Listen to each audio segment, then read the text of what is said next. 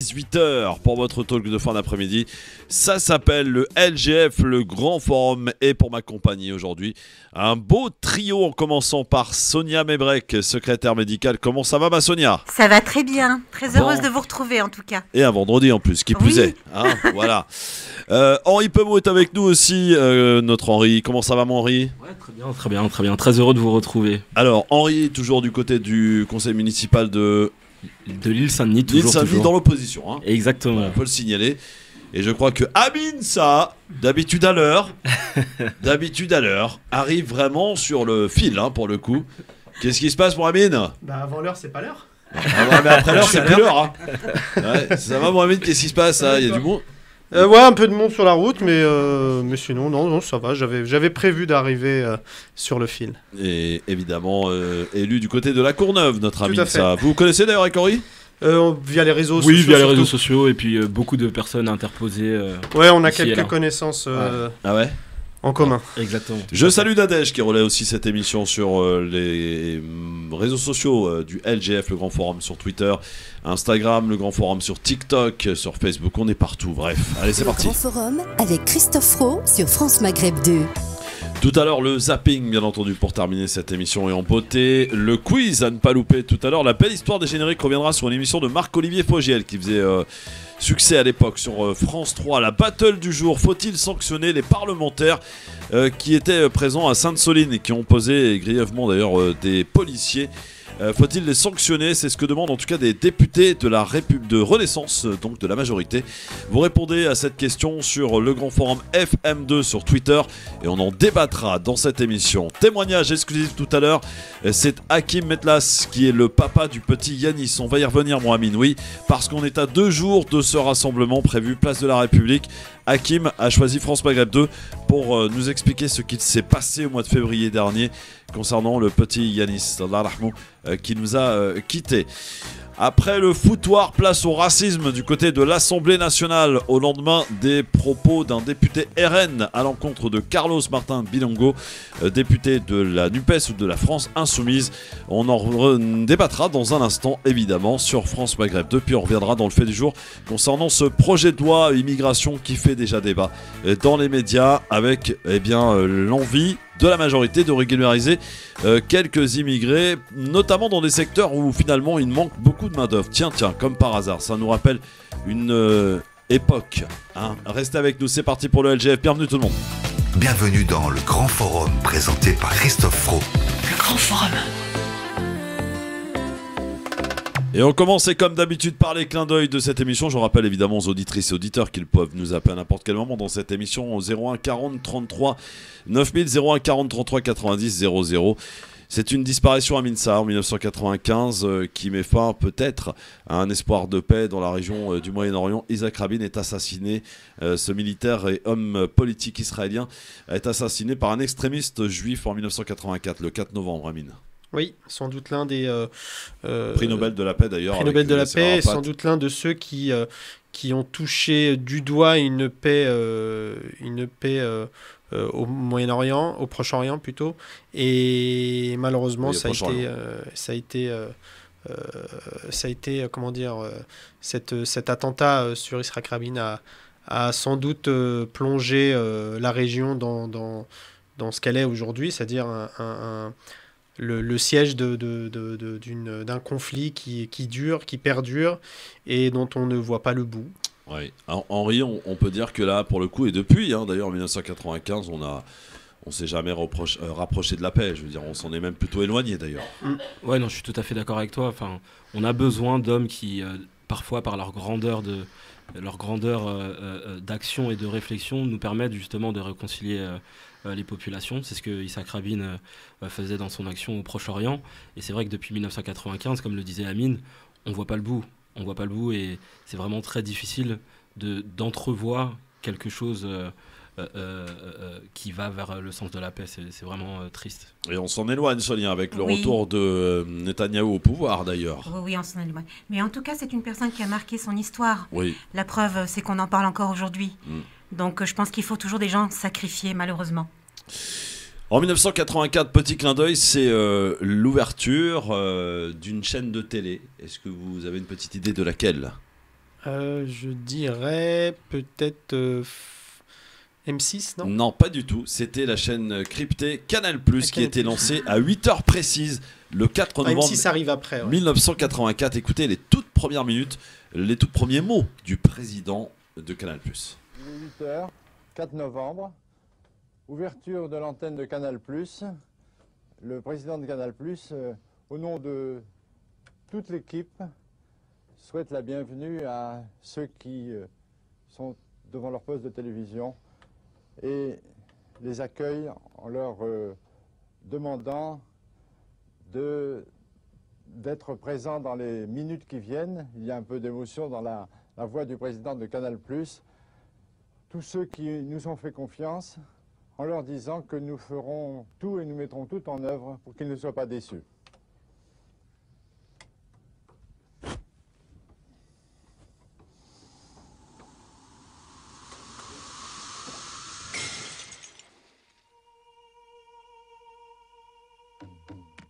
Et cette musique vous rappelle peut-être des souvenirs. Est-ce que vous regardiez beaucoup Canal+ à l'époque, Amine, Sonia? Oui, moi je regardais Henri, beaucoup. Et qu'est-ce que tu j'aimais regardais? Vas-y, qu'est-ce que tu regardais sur il y Canal+? avait, c'était le présentateur là, qui était, c'était pas Denisot. Si, Denisot. Voilà. Denisot, Moi oui, j'aimais oui, beaucoup absolument. ces émissions. Qui a été d'ailleurs le premier Tout à fait. journaliste à lancer Et la j'ai chaîne. un très très bon souvenir de ces émissions et vraiment c'était super. Bon, alors Canal+, on peut le dire, c'était le foot. Ah oui. C'était Oui, le en cinéma. majorité. Ah oui. Oui. Et c'était un truc particulier, un samedi par mois. Non mais il faut le dire, c'était Je préfère me rappeler des guignols de l'info. Et les guignols de la peau, Et le évidemment. zapping. Nulle part ailleurs, le zapping, le bien zapping. sûr. Et il y avait il y avait, comment il s'appelle? C'était Garcia, Oui, la oui, couleur. oui. Qui José faisait Garcia dans aussi Nulle part ailleurs. C'était sympa. Ouais, Moi ouais. j'aimais beaucoup. Omar et Fred aussi. Ouais. Omar et ce Fred, côté, il y a voilà. beaucoup qui sont passés par Le Canal. Hein. téléphone, oui. Ah oui, oui. Quelle grande chaîne quand Le même. SAV. C'était Le très SAV. Le bien. SAV des émissions. Le Ah oui, SAV, c'était absolument. pas mal. Et puis comme tu disais, il y a le sport aussi. Et puis moi, Oui. en tant que fan du PSG, Ouais, Mais évidemment, ça a Henri. beaucoup changé. C'est quand vrai, même. t'es un grand C'était quand connaisseur, même mieux au Henri. début. C'est pour ça que je t'aime bien. Évidemment. C'est Canal+, réciproque. bon, c'est plus ce que c'était. Hein, depuis Ah que non. le groupe Canal a été racheté tout. par Bolloré, c'est n'importe quoi cette chaîne, il n'y a plus rien. Enfin, voilà. En tout cas, voilà, ça avait suscité beaucoup de réactions et c'était un petit peu novateur le fait d'avoir fait une chaîne cryptée à l'époque. Il fallait avoir le décodeur. Et je crois que dès leur ouverture, ils avaient déjà 180 000 abonnés. Abonné, ouais. Voilà, et ça a cessé de monter, et là ça redescend. On est en 1960, le général de Gaulle lance la phrase sur la République algérienne. Là aussi, pour le coup, clin d'œil obligatoire. Et pour terminer, en 1922, c'est le Britannique Howard Carter, égyptologue, découvre, écoutez bien, le tombeau de Pharaon. De quel Pharaon? Toutankhamon, Tout en camon. évidemment. Et projet de loi immigration qui fait beaucoup débat dans le fait du jour. Est-ce une bonne idée? On en parle dans un instant, que de vouloir régulariser, ou plutôt d'être, pour reprendre la phrase, paraphraser la phrase de Darmanin, être gentil avec les gentils, être méchant avec les méchants. Bien entendu. On en reparle dans un instant, à tout de suite. Restez avec nous, le Grand Forum revient dans Le LGF, le grand forum, votre rendez-vous quotidien du lundi au vendredi. Voilà, c'est vendredi, c'est la dernière aujourd'hui avant le week-end. Et un week-end évidemment qui va être marqué par un rassemblement. On y reviendra tout à l'heure, bien sûr, place de la République, du côté de la place de la République à Paris, tout simplement. Dimanche, je sais qu'Amine y sera. Hein? Oui. Bien sûr. Voilà. Amine, ça va. Pour parler évidemment de l'affaire du petit Yanis, on aura son papa tout à l'heure au téléphone avec nous. Alors il devait être présent pour vous dire la vérité en studio avec nous, mais il vient de Perpignan, donc c'est très loin. Et voilà, la circulation étant là, il ne pouvait pas être présent à 17h, donc on l'aura par téléphone, ce qui n'empêchera pas d'écouter ce qu'il a à nous dire et de ce pourquoi il faut se mobiliser et être présent ce dimanche, place de la République, bien sûr, pour soutenir la famille et pour demander et surtout réclamer justice pour Yanis. On veut donc faciliter le travail des immigrés avec la création d'un titre de séjour pour les métiers en tension. Produire n'est plus un problème. Aujourd'hui, notre gros souci, c'est la main-d'œuvre. Par le 7 à 8 000. Donc ça sera dans ces eaux-là, quelques milliers de régularisations. Nous verrons en fonction des règles, il n'y a pas de plan caché de naturalisation. Mais ça sera fixé. Je suis demandeur, oui, parce que plus que ça fait un moment que je travaille, donc voilà, j'aimerais bien régulariser pour qu'il n'y ait plus de travail normal. Les chiffres en matière d'insécurité révèlent une surreprésentation d'étrangers parmi les délinquants. Nous combattons l'impunité, figurez-vous, oui, Madame Le Pen, je vous vois sourire. Ça fait 3 ans que ce Parlement vote une augmentation sans précédent des crédits de la justice, encore 8% cette année. Et vous savez quoi? Vous avez voté contre? Tous, vous avez voté contre l'augmentation des moyens de la justice. Alors, l'idée est intéressante et elle mérite que l'on en débatte aujourd'hui, c'est de régulariser des sans-papiers dans des secteurs finalement où on est en manque crucial de main-d'œuvre. Est-ce d'abord une bonne idée, Henri ? Alors, moi je pense que c'est une mauvaise idée, c'est prendre le problème à l'envers. Tout d'abord, on ne traite pas un étranger comme quelqu'un d'autre qu'un Français, ça reste un humain et une personne, donc on traite les individus tels qu'elles sont, c'est la première des choses. Et la deuxième des choses, c'est qu'on prend les choses à l'envers. Le problème du marché de l'emploi, il a plusieurs causes, et c'est pas le fait de traiter de manière différenciée un étranger d'un Français qui va faire qu'on aura le plein emploi. Sauf que la différence, l'étranger en l'occurrence n'a pas de papier et il est on le régularise pour une raison bien précise, parce que la France est comme à une époque d'ailleurs. On est venu chercher les Algériens, les Marocains, les Tunisiens à l'époque parce qu'on était en manque crucial de main-d'œuvre dans les années 60. Aujourd'hui, on revient un petit peu sur ce système-là qui fait que dans des secteurs, par exemple la restauration, l'hôtellerie, tout ce qui est travail saisonnier, il y a un manque important de main-d'œuvre. Donc l'idée étant de régulariser des gens pour pallier justement à un manque massif de main-d'œuvre. Bonne idée ou pas, Amine ? Moi, je rejoins ce que dit Henri à l'instant, c'est qu'on prend le problème par le mauvais bout. Là, l'impression que ça donne, c'est surtout qu'on veut faire nos basses besognes par d'autres. Voilà, tout simplement. Ce sont sans doute les métiers les plus difficiles, les moins bien rémunérés, les moins bien valorisants. Et donc, on veut faire ça par une main-d'œuvre, comment dirais-je, moins qualifiée, et puis peut-être moins franco-française, je ne sais pas si on peut le dire comme ça, et donc les raisons pour lesquelles on veut régulariser sont pas bonnes. Maintenant, je me réjouis qu'on puisse régulariser ces gens-là parce que ça va leur permettre notamment de sortir un tout petit peu de la précarité dans laquelle ils se situent aujourd'hui. Mais moi, je suis quelqu'un plutôt qui plaide pour une régularisation massive de l'ensemble des sans-papiers parce qu'aujourd'hui... C'est pas très tendance en ce moment. Hein. C'est pas très tendance, mais il faut avoir la force de ses convictions. Et même quand tout le monde va à rebours, moi, je préfère dire que je reste un humaniste. Bien sûr, je ne suis pas un utopiste, mais je suis un humaniste et je pense qu'il faut aujourd'hui... parce que il faut se dire les choses. Il y a dans les plus basses estimations, entre 400 000 et 700 000 sans-papiers en France.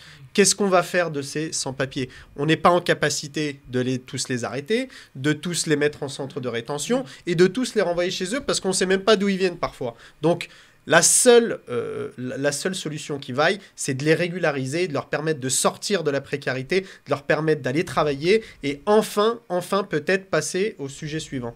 Oui, Sonia, être gentil avec les gentils, méchant avec les méchants, c'est la phrase employée par Darmanin. Ce qui m'attriste un petit peu, c'est que ça nous rappelle un peu nos parents. C'est ça qui m'aime. Enfin, moi, je parle pour mon papa, qui a travaillé très très jeune et qui a fait des travails très durs. Et j'ai l'impression qu'on vit la même chose. C'est ça qui est dramatique. Et on ne donne pas le choix à ces immigrés, enfin étrangers sans papier, de pouvoir faire... Il y a des gens qui sont qualifiés, hein.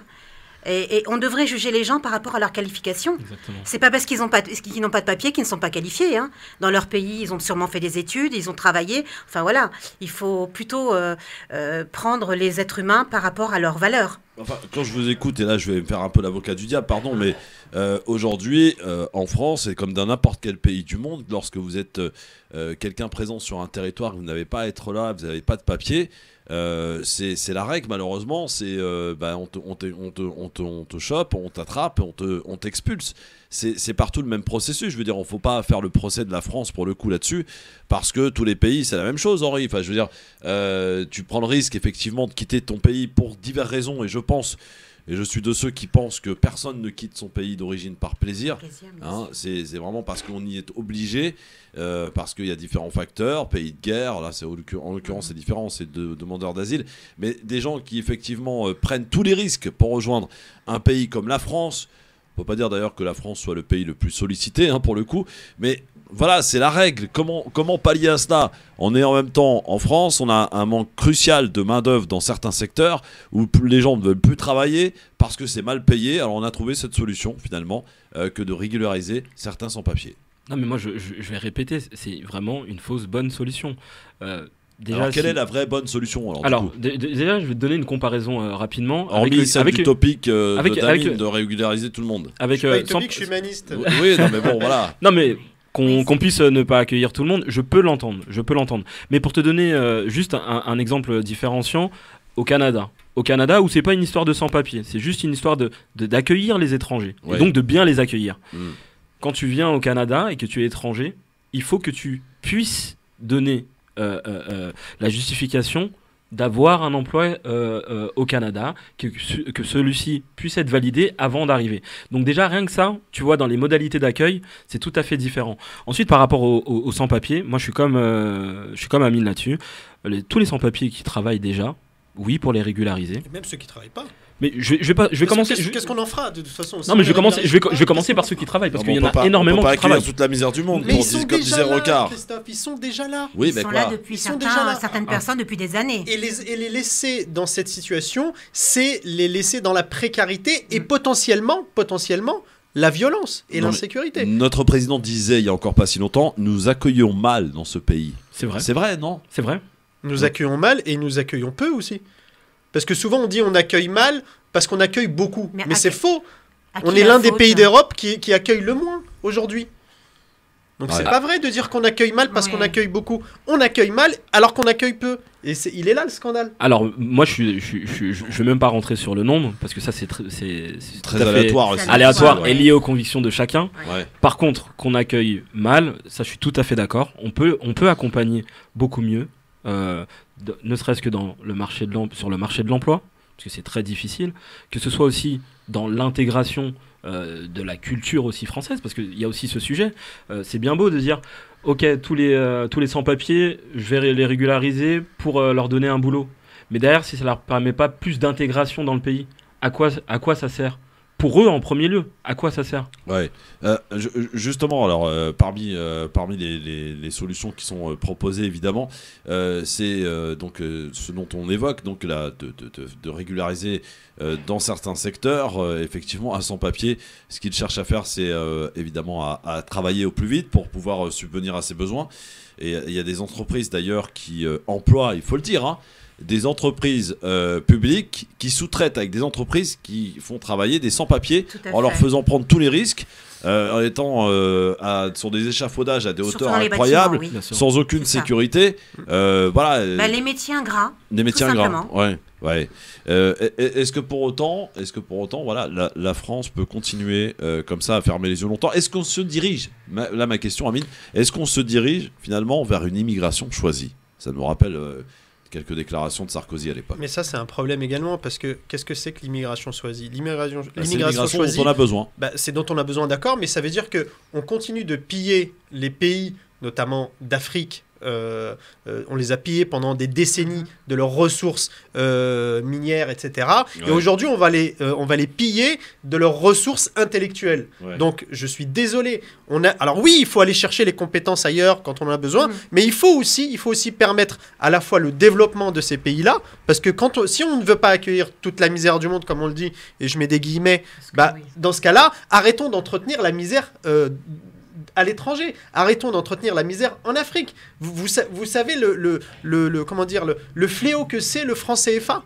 Vous savez le fléau que c'est? À quel point ça empêche les pays africains de se développer? Donc aujourd'hui, moi je rejoins Jean-Luc Mélenchon, il le disait très justement, les gens ne partent jamais par plaisir. Ouais. Oui, ils partent quand il y a la guerre, et on sait les accueillir en France quand c'est la guerre. Ça dépend où, mais on prend l'exemple avec l'Ukraine, par exemple. Voilà. Avec l'Ukraine, mais on aurait pu aussi les accueillir. On aurait pu aussi les accueillir avec le conflit au Yémen. On aurait pu les accueillir en Palestine, etc. Voilà, c'est pas exactement la même chose. Mais bon, c'est pas grave. La question aujourd'hui, c'est que oui, on peut continuer d'accueillir à la fois une immigration choisie en fonction des compétences, mais il faut qu'on permette le développement de ces pays-là pour que les gens ne prennent plus justement ces risques énormes pour traverser la Méditerranée au péril de leur vie. Et donc, moi, je plaide pour que d'abord, il y ait une régularisation massive, ensuite, qu'on mette en place une politique d'immigration digne d'un grand pays du monde comme la France.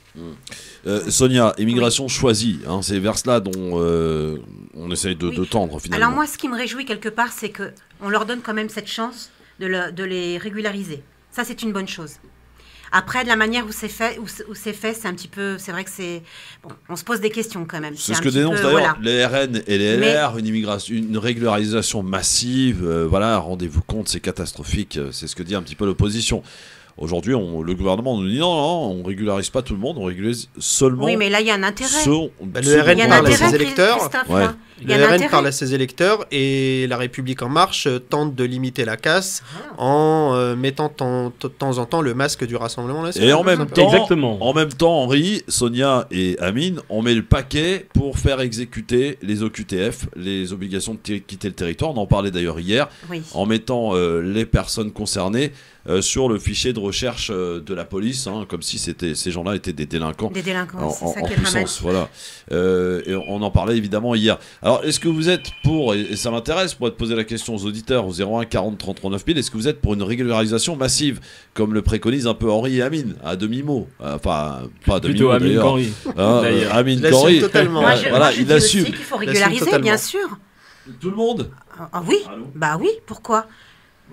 Bah déjà, si on veut savoir, si on veut savoir où se situent les gens, parce que le problème, c'est qu'on a entre 300 et 700 000 personnes qui passent complètement sous les radars. Et donc, notamment pour des questions de sécurité, pour des questions de santé, on l'a vu avec la crise du Covid. Bah oui, il faut que ces gens soient régularisés pour leur permettre à la fois de quitter la précarité dans laquelle ils se situent et pour que derrière l'ensemble de la machine se mette en route, à la fois la machine sociale, etc., etc. Alors Houssen est avec nous au téléphone 01 40 33 9000. Bonsoir Houssen.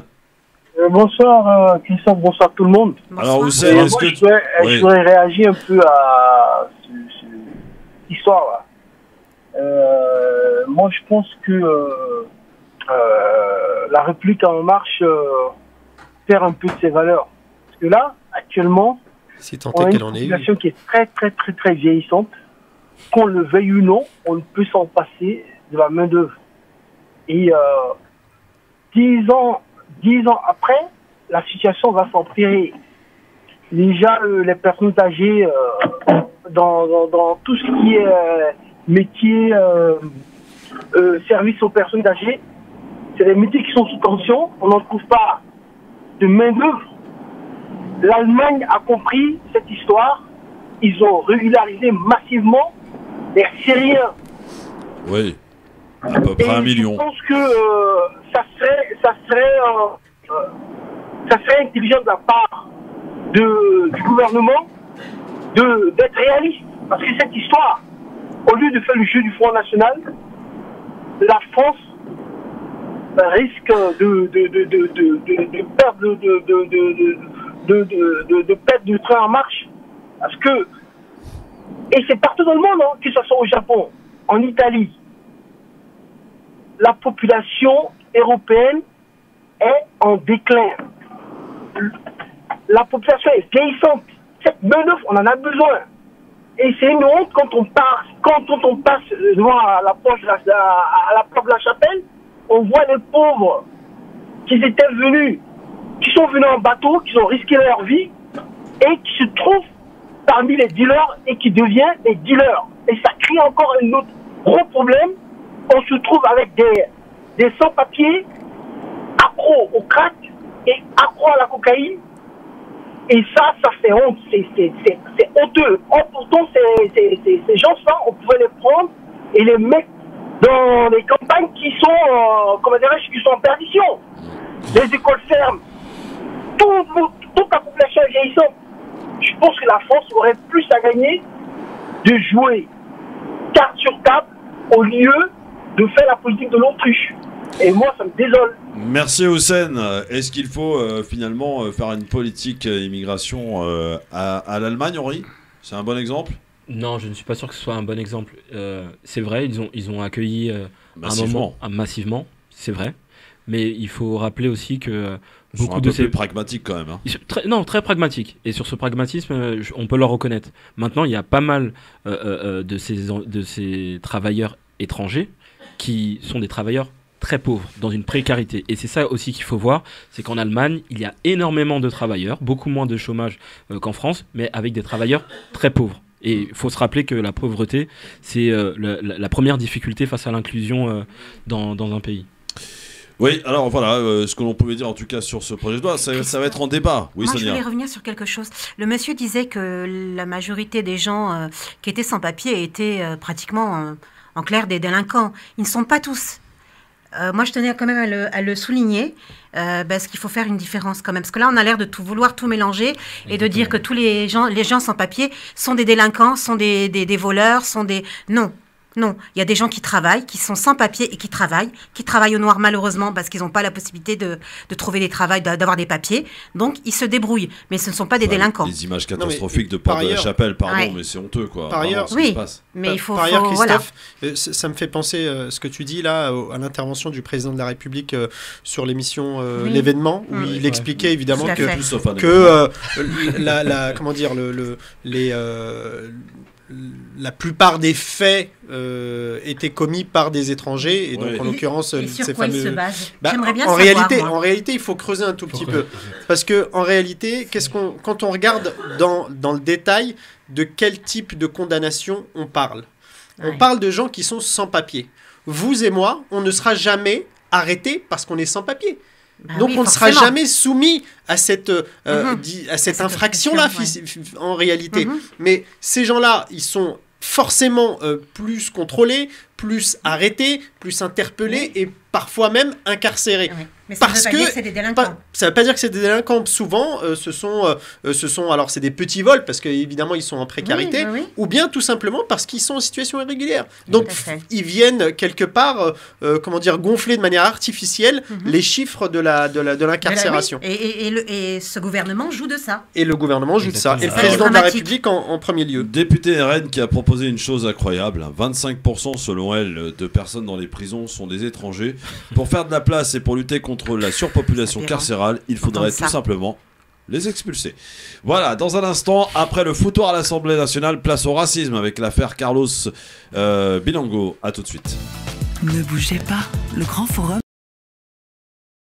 Merci d'être avec nous en direct avec Sonia Bebrek, qui est secrétaire médicale avec Amine Sa, élu à la Courneuve avec Henri Pémo, également. T'es élu, Henri, hein? Oui, c'est ça. Élu dans l'opposition à Lille-Saint-Denis, effectivement. Alors, on vient d'apprendre, ça tombe bien qu'on parle de ce sujet, que le député RN en question vient d'écoper de la plus lourde sanction.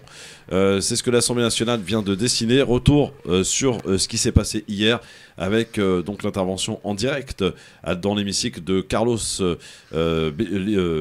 Bilango, qui s'exprimait évidemment sur les bateaux de migrants. Et voici ce qui s'est passé à l'Assemblée nationale. La météo indique une détérioration significative du climat. Pas du tout. Ces violences.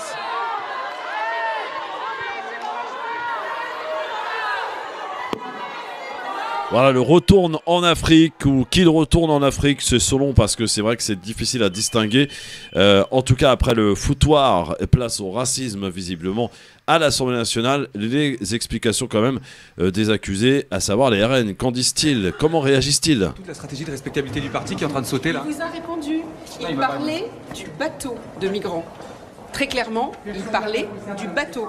J'ai dit, quand le député de la France Insoumise parlait du bateau SOS Méditerranée qui ne parvenait pas à accoster sur les côtes européennes, j'ai répondu qu'il retourne en Afrique.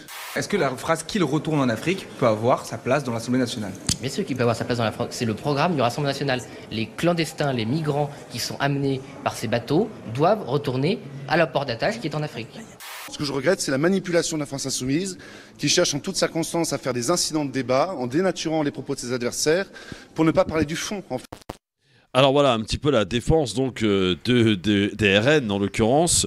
Donc l'Assemblée nationale s'est réunie à donc décider la plus lourde sanction. Je crois que c'est 15 jours d'empêchement physique de venir à l'Assemblée nationale. 15 séances. C'est 15 séances. Plus 2 mois de réduction de salaire. Et donc, voilà, c'est ça. C'est quand même c'était arrivé il y a très très longtemps, en tout cas.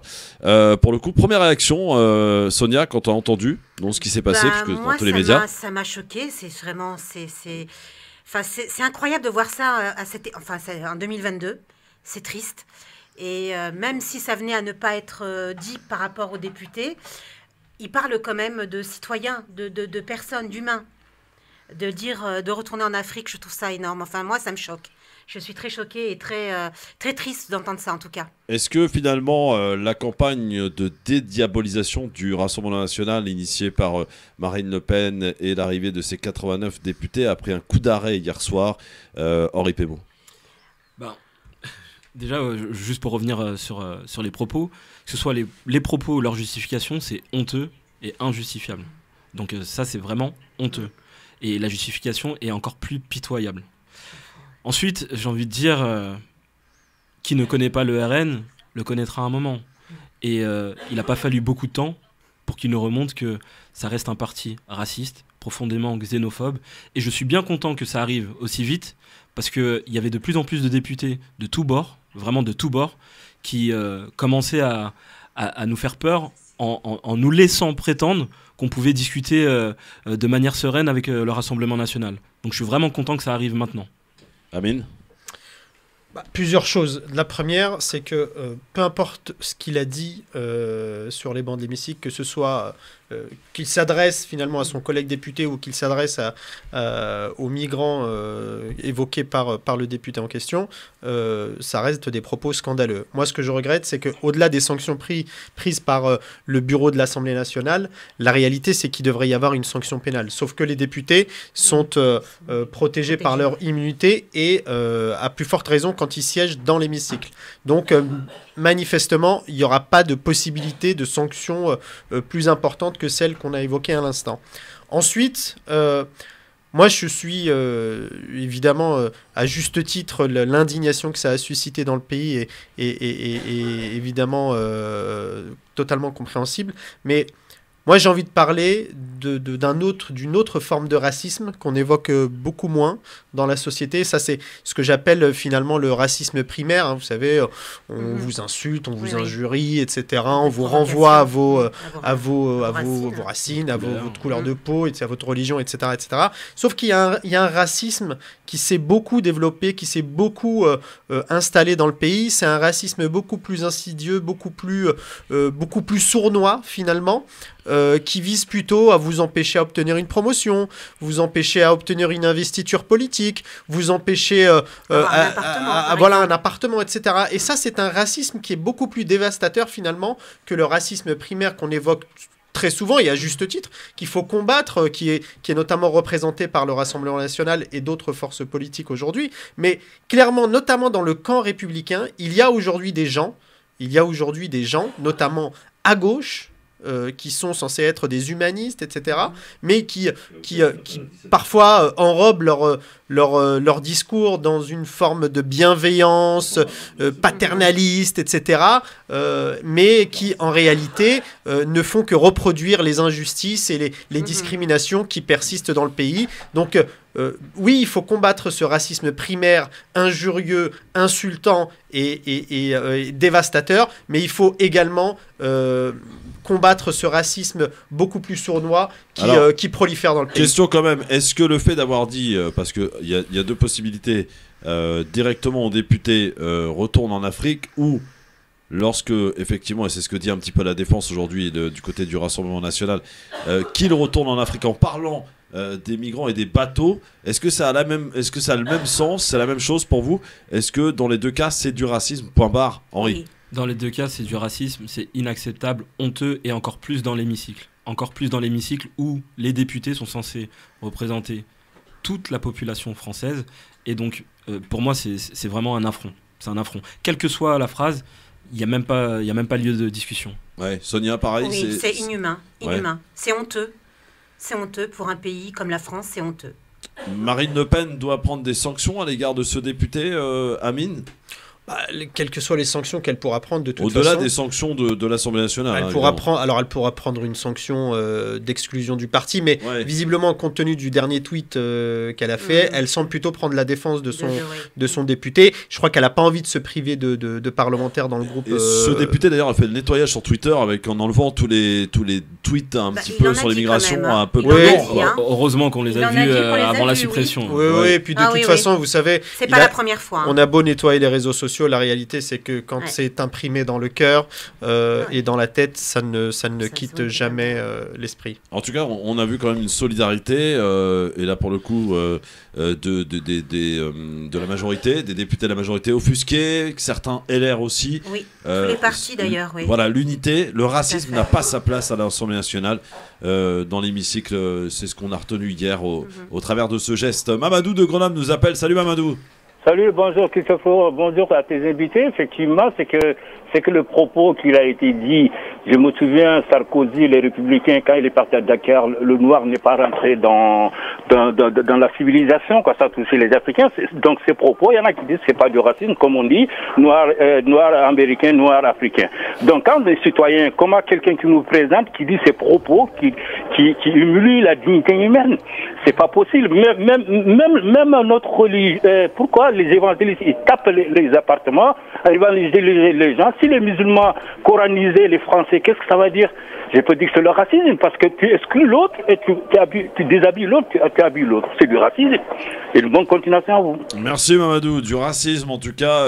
Et je rappelle d'ailleurs que le député Bilango sera dans nos studios ce lundi.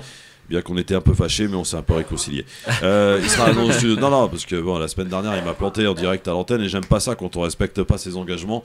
Voilà, quand il s'agit d'aller courir sur le plateau de TPMP, c'est les premiers. Lorsqu'il s'agit de venir, voilà, quand il était en campagne, il était bien content de nous trouver. Donc au bout d'un moment, mais bon, là pour le coup, on s'est réconciliés un petit peu. On verra, on réglera nos comptes lundi en direct. C'est important. Et Christophe, juste si je peux me permettre, je pense aussi, et j'espère que tu pourras faire passer le message aux députés, c'est que il faut prendre aussi cette fenêtre de tir pour parler du fond, et le fond est important puisqu'on a quand même une loi immigration qui est en train de se mettre en place, en tout cas d'être discutée à l'Assemblée, et donc ça doit permettre cet événement-là de reposer le fond et de montrer les différences sensibles et même considérables avec le Rassemblement national. Et là, je parle pour tout parti confondu. Et cette loi n'est pas portée par le Rassemblement national, mais par la majorité présidentielle. Bien sûr. Bon, restez avec nous dans un instant, un petit zapping rapide avant de recevoir notre premier invité, Hakim Metlas, c'est le papa de Yanis qui vient de me dire d'ailleurs qu'il avait lancé une cagnotte, Amine, pour les frais de justice. Apparemment la cagnotte vient d'être bloquée. Ce qu'il nous dit, donc il est dans tous ses états, Meskin Amine, Hakim, pardon, on l'aura au téléphone et pour évidemment parler de ce rassemblement ce dimanche 14h30, je crois que c'est l'horaire, place de la République, pour réclamer justice pour Yanis, une affaire qui remonte à février dernier. Ce jeune enfant de 8 ans accompagné de sa maman a été renversé et n'a pas survécu dans le camion des pompiers direction l'hôpital. Et puis on aura tout à l'heure, parce que vous vous souvenez de ce qui s'était passé à Marseille il y a 4 ans je crois, si je dis pas de bêtises, avec les effondrements des immeubles à Marseille, vous vous rappelez? Oui. Bon, oui, on aura Kauter Ben Mohamed qui est la présidente de Marseille en colère. C'était d'ailleurs le 6 novembre pardon, que c'était survenu, donc un anniversaire encore malheureusement. Concernant cette affaire, elle nous en parlera. Appel à la mobilisation du côté de Marseille ce dimanche. Entre-temps, évidemment, on parlera dans notre battle tout à l'heure. Faut-il ou pas sanctionner les parlementaires qui sont venus soutenir du côté de Sainte-Soline, donc avec les incidents que l'on a connus, bien entendu. On en reparle avec vous dans un instant. Ne bougez pas sur France Maghreb 2. Ne bougez pas, le Grand Forum revient dans un instant. Le Grand Forum sur France Maghreb 2.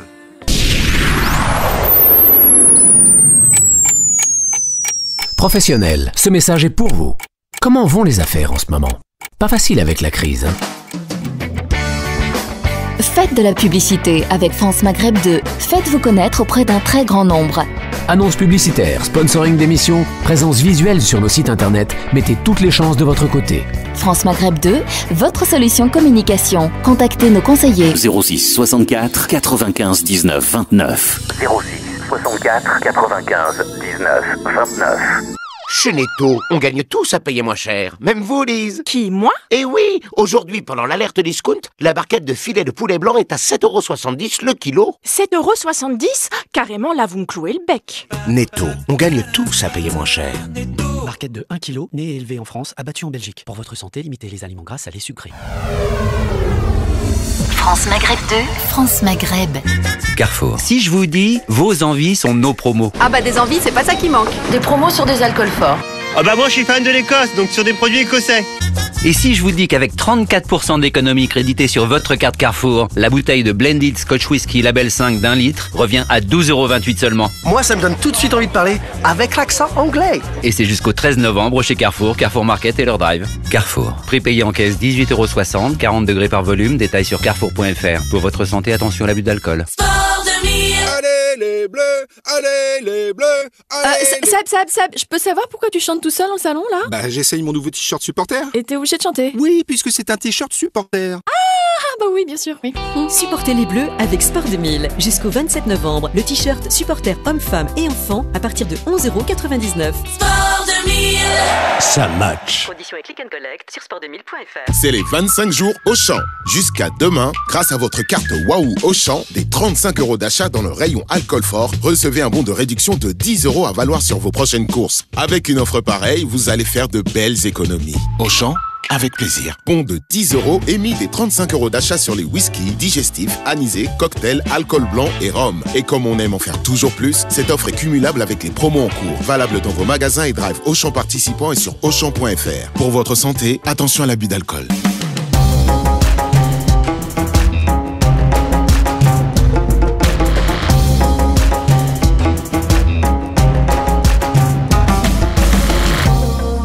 France Maghreb 2, France Maghreb 2.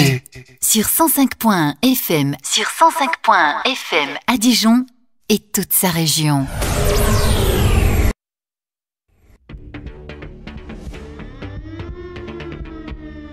Merci d'être avec nous en direct dans le Grand Forum. Dans un instant, Hakim Metlas qui est en route d'ailleurs direction Paris pour assister évidemment au rassemblement et réclamer justice pour Yanis. On va reparler de cette affaire avec son papa qui sera avec nous en direct dans quelques instants sur France Maghreb 2. Pour l'heure, le zapping. Je crois que vous avez certaines choses à me dire. Vous alliez le faire gagner parce que c'est notre projet. Et c'est insupportable, enfin, votre attitude.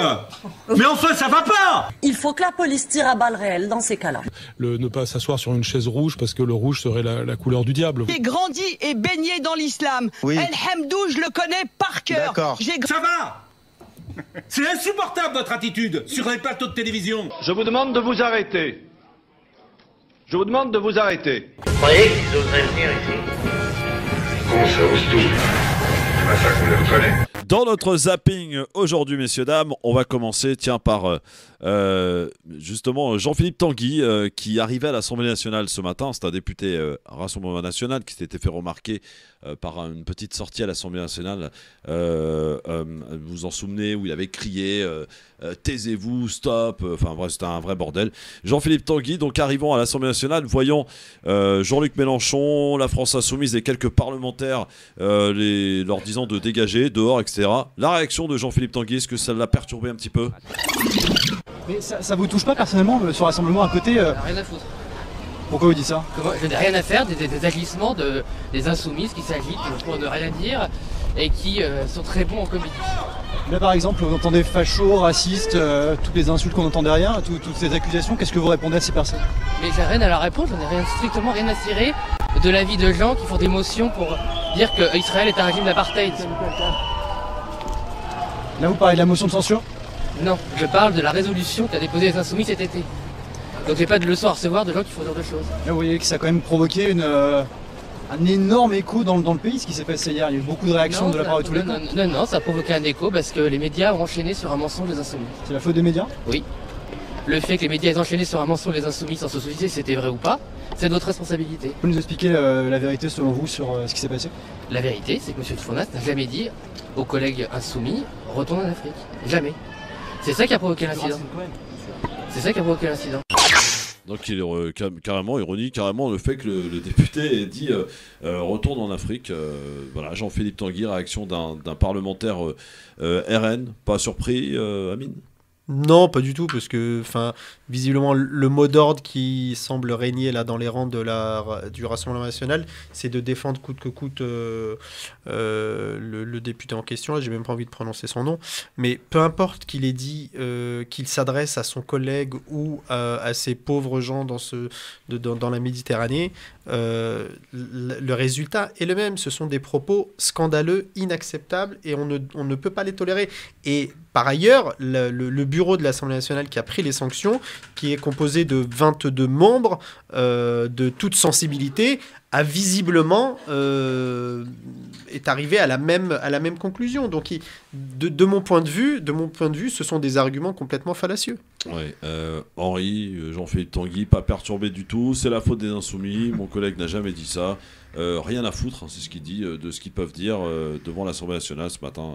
Voilà. Alors, moi, je pense qu'il a été perturbé. Ouais. Et en plus de ça, tu vois la réponse... et c'est la faute des médias. Et la réponse des extrémistes, où, évidemment, procédé de manipulation classique, la diversion, tu ne parles de tout, sauf du fond. Donc il va te dire, oui, mon collègue n'a pas dit ça, oui, la motion sur l'apartheid, enfin, du grand n'importe quoi. Du grand n'importe quoi. Mais qu'est-ce qu'on pouvait attendre de plus ? Qu'est-ce qu'on pouvait attendre de plus, Sonia ? Rien. Rien. Je pense cette personne n'a pas sa place à l'Assemblée, en tout cas. Moi, c'est ce que je pense. Avec les propos qu'il tient, franchement... Il a été élu, Sonia. Oui, mais quand même. Il a été élu, donc c'est les Français qui l'ont choisi. Oui, voilà. Mais c'est quand même aberrant d'avoir ces propos-là, quoi. D'ailleurs, je sais pas si vous avez regardé... Sonia, Christophe, excuse-moi, s'il te plaît, parce que je pense que ça, c'est très important. Je me permets ça parce que je pense que nous, politiques, citoyens, associatifs, on fait toujours la même erreur en disant il n'a pas sa place dans l'Assemblée. Il faut faire attention parce que ça fait des décennies qu'on dit le Rassemblement national n'a pas sa place, et maintenant ils ont plus qu'une place, ils en ont 89.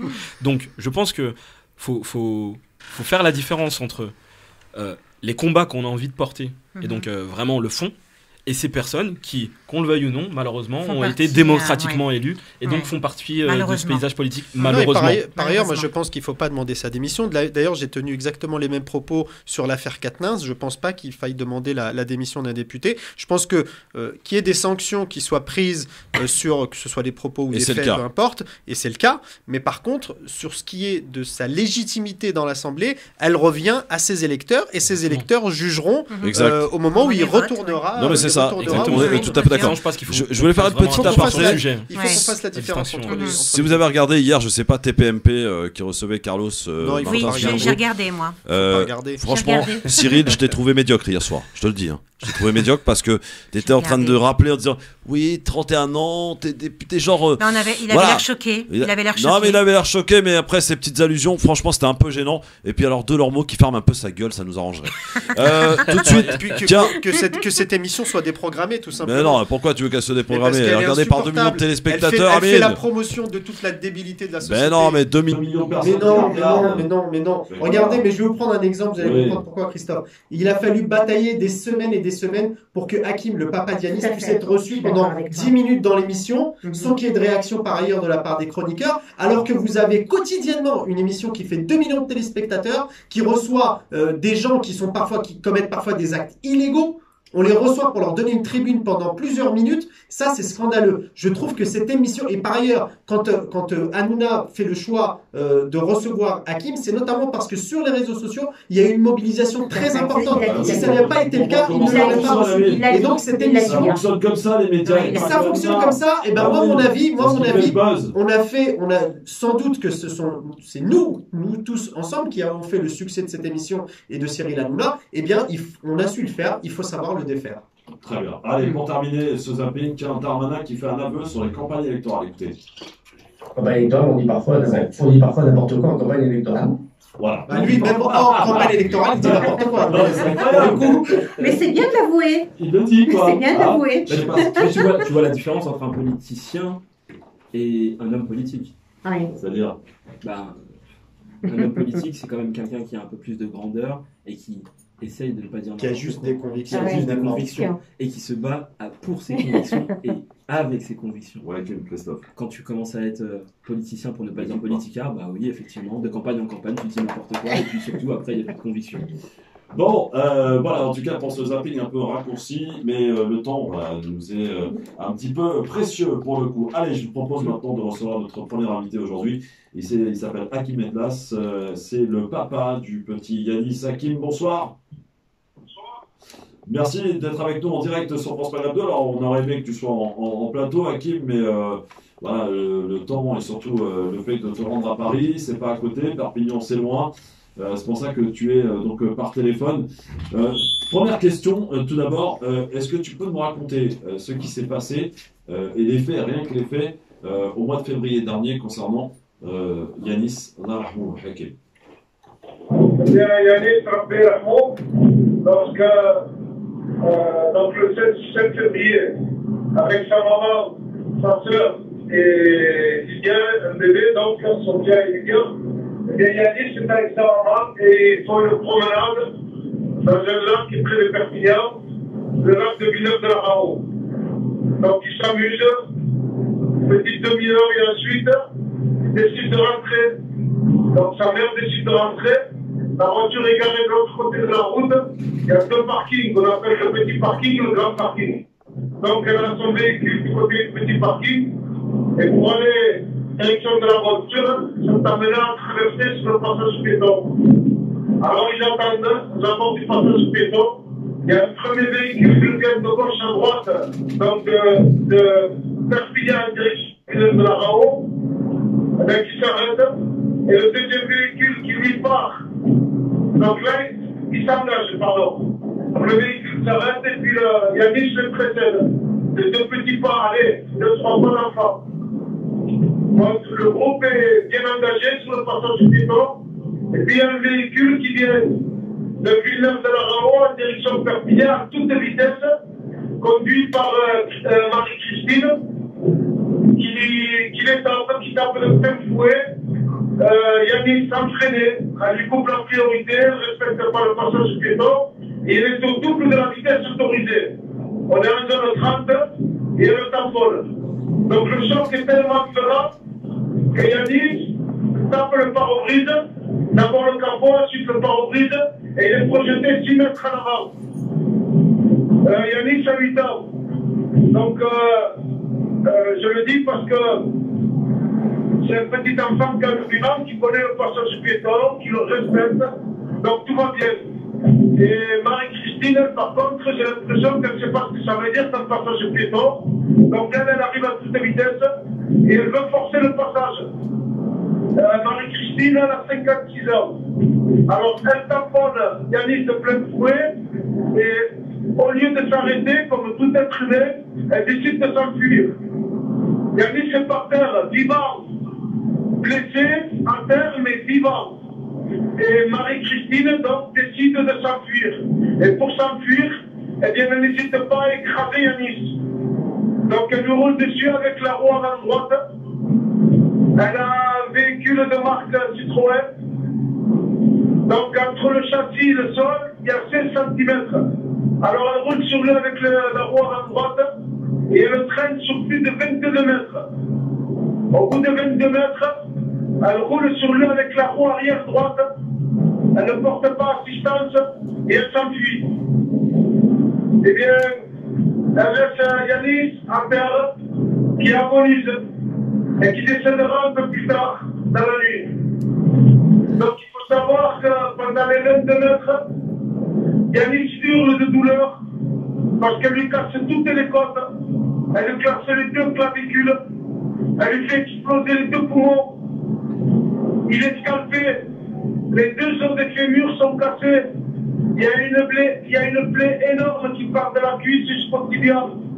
Et Yanis est vivant, et il sent tout ce qui se casse dans son corps.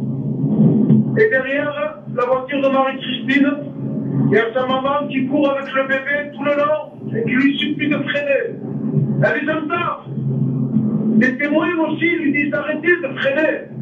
Eh bien, Marie-Christine décide de ne pas freiner. Elle s'enfuit.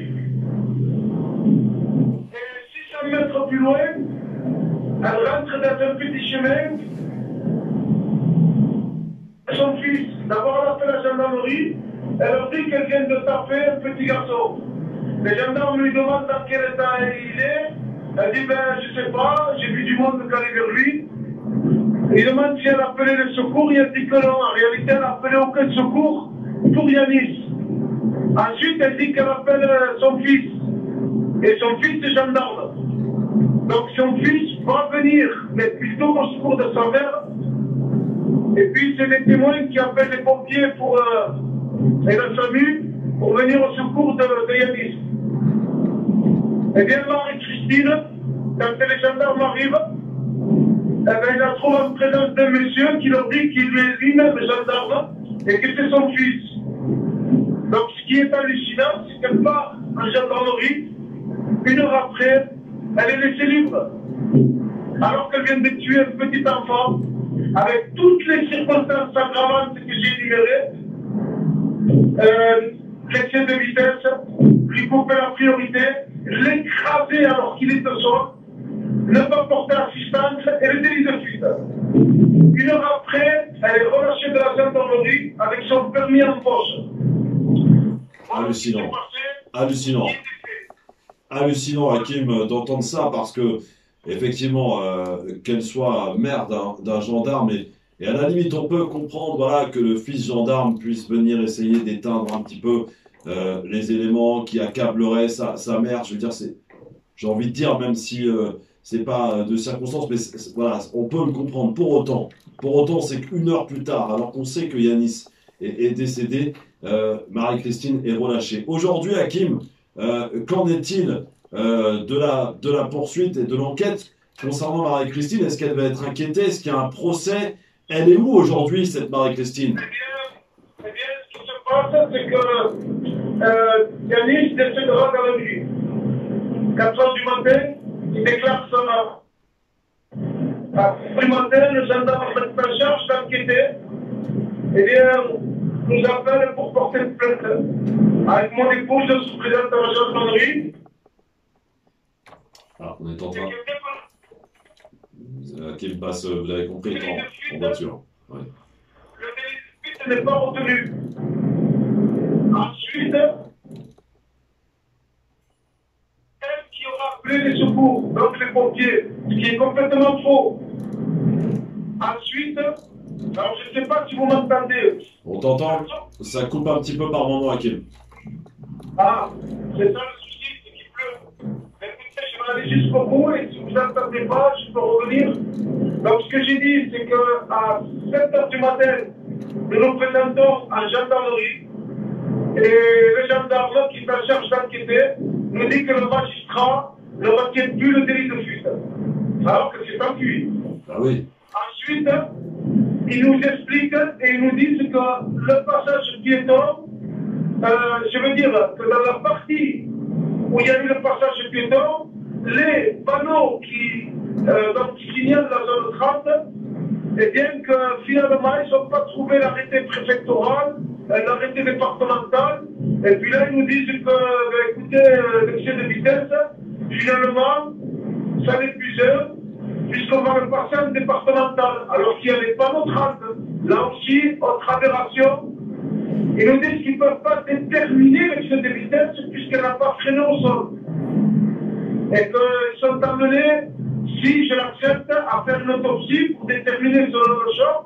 Et avec le choc qu'il y a sur le véhicule, par expert, ils arriveraient à avoir plus ou moins la vitesse. Donc l'expert, j'accepte pour aider l'enquête. Et l'expert estime qu'elle est à plus de 55 km/h, donc au double de la vitesse. Et puis, malgré les témoins, malgré les faits relatés par les témoins, qui aussi, quand ils sont amenés à témoigner, donc à savoir qu'il y a énormément de témoins, quand ils témoignent du fait que Marie-Christine ne freine à aucun moment, et qu'elle force le passage, et qu'elle tape Yanis, et qu'elle s'appuie sans porter assistance. Et puis, celui qui est en charge d'enquêter, systématiquement, on dit oui, mais il y avait le soleil, ce qui n'a rien à voir avec les faits. C'est l'enquêteur qui leur suggère le soleil. Et puis, quand il faisait beau, il disait oui, il y a du soleil, il faisait beau. Et puis, finalement, alors il y a d'autres témoins qui, eux, disent que le soleil n'a rien à voir. Ils n'ont pas été bernés, si vous voulez, entre parenthèses, par la gestion de l'enquêteur. Eh bien, ils mettent en avant ce soleil comme étant lui le fautif. Donc, ce serait lui le coupable, le soleil. Dans quelle circonstance atténuante, mais ils ont monté un dossier en disant que le soleil était tel qu'elle n'a pas pu voir, bon, ce qui est complètement faux, puisque c'est elle qui appelle la gendarmerie en premier et qui dit je viens de taper un petit garçon. Donc elle a bien vu. Ensuite, quand elle sera, donc, vous avez compris qu'elle a été relâchée le 5 février à 19h. Ouais. Le 18 et 19h, elle a entendu et elle est relâchée. Elle sera entendue ensuite. On a fait plusieurs marches blanches et on s'est quand même étonné du fait que cette brave dame, elle est dehors, on ne sait pas comment elle s'appelle. On n'a rien compris sur cette enquête. Elle sera réentendue au mois d'avril. Elle sera à nouveau relâchée. Et puis au mois d'avril, elle dira que finalement, c'est un volatile qui a tapé le pare-brise et qu'il y avait une grosse boule de feu qui l'empêche de voir. Et que quand le gendarme lui dira oui, mais vous avez dit que vous avez vu un petit garçon par 2 fois et sur 2 dépositions. Eh bien, elle dit non, je me suis trompé, je ne sais pas pourquoi j'ai dit ça. Donc elle reste complètement dans ce délit, malgré la mauvaise foi, malgré les témoignages des témoins. Et puis il y a même un enquêteur qui dira que la thèse la plus probable, c'est qu'elle a voulu forcer le passage. Et par conséquent, elle a tapé, la conséquence, c'est qu'elle a tapé Yanis parce qu'elle a voulu forcer le passage. Ça, c'est le constat de l'enquêteur. Mais aujourd'hui, Hakim, elle est toujours libre. Marie-Christine est libre et elle n'est pas inquiétée aujourd'hui. C'est exactement ça. Donc, le jour du tribunal, on s'attendait, elle a été libérée dans un premier temps, dans un deuxième, ce qui est choquant. Et puis, quand on arrive le 28 septembre au tribunal, à ce moment-là, on pense, tout le monde, les avocats, tout le monde ne pouvait pas s'attendre au fait qu'elle ne soit pas inquiétée. Les circonstances sont tellement graves, elle coupe la priorité à l'enfant sur le passage piéton, c'est passible de prison. Ce qui est retenu, c'est l'homicide involontaire, c'est 10 ans de prison. Quand il y a plus de 2 circonstances aggravantes, pour le coup, là, c'est chargé. Alors, le procureur ne veut pas retenir le non-assistance. Le non-assistance, c'est 7 ans de prison. Il ne veut pas l'accabler. L'enquêteur n'enquête pas sur le délit de fuite. Ensuite, le procureur dit qu'il a vu dans les caméras, puisqu'elle dit qu'elle est partie chercher un espace pour se garer et que les voitures assumaient. Or, les caméras démontrent qu'il n'y avait aucune voiture, aucun véhicule susceptible de l'empêcher de se garer. Donc, il retient une circonstance aggravante, celle du délit de fuite, même si c'est sur 600 mètres, c'est lui qui le remet à la fin, et il retient qu'elle n'a pas adapté sa vitesse alors qu'il y avait un groupe de personnes sur le passage piéton. Il signifie que s'il n'a pas retenu le non-assistance, mais que l'homicide involontaire, lui, est passible de 10 ans de prison. Il me dit ça, mais il demande que 5 ans de sursis, 0 jours de prison. Ce qui est incroyable, c'est qu'ils ne veulent pas du tout la mettre en prison alors qu'elle a enlevé la vie. 10, elle a tué devant sa mère et ses sœurs. C'est simplement un meurtre. Absolument. Quand il est allongé par terre, elle l'écrase pour s'enfuir. 2 fois, roue avant, roue arrière. Donc, j'ai pas compris pourquoi elle est protégée à ce point. Et c'est pour ça, d'ailleurs, Hakim. Tout ce que je fais pour recruter un maximum, pour alerter un maximum de personnes et pour leur dire à quel point il y a une injustice. Un petit enfant a perdu la vie sur un passage piéton. La mère, elle est choquée pour le restant de ses jours. Ah oui. Sa sœur, elle baignait dans le sang de son frère. Donc, on est en train de vivre un cauchemar et une deuxième exécution. Ça se passe au tribunal de Perpignan. Le procureur ne veut pas entendre parler de la mise en prison de Marie-Christine. Elle a 2 enfants qui sont gendarmes et elle s'est servie de ces relations, on le sait.